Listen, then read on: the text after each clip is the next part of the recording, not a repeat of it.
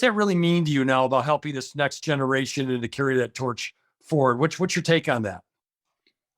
Yeah, well, I first of all, I do think that's hugely important, and I think as trite as the phrase is, it's not talking the talk, it's walking the walk, and not that don't mean to be self-congratulatory in that regard, but I try to be a good role model.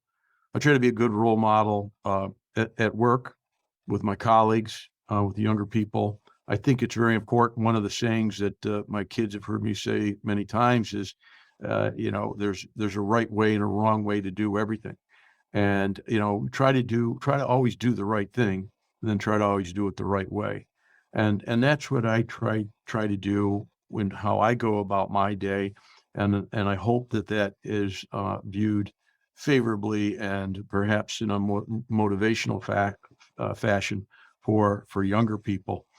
I think one of the other key things too, and this is just the way I try to converse, and very much as you have done with me today, Leo, is is to um, is to ask questions rather than provide answers or give advice.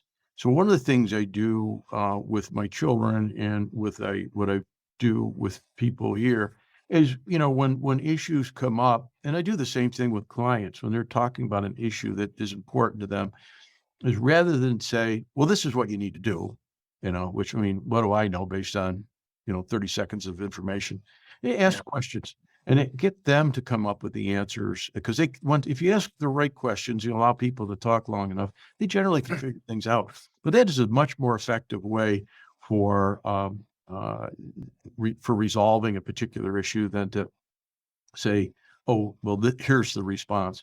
So I would say those are the two things I would, in terms of carrying the torch or passing, paying it forward, is to try to be a good role model, and Mm. then be a good listener, and I think with listening, in particular, active listening skills, is one of the most important ways you can show someone that you care about them.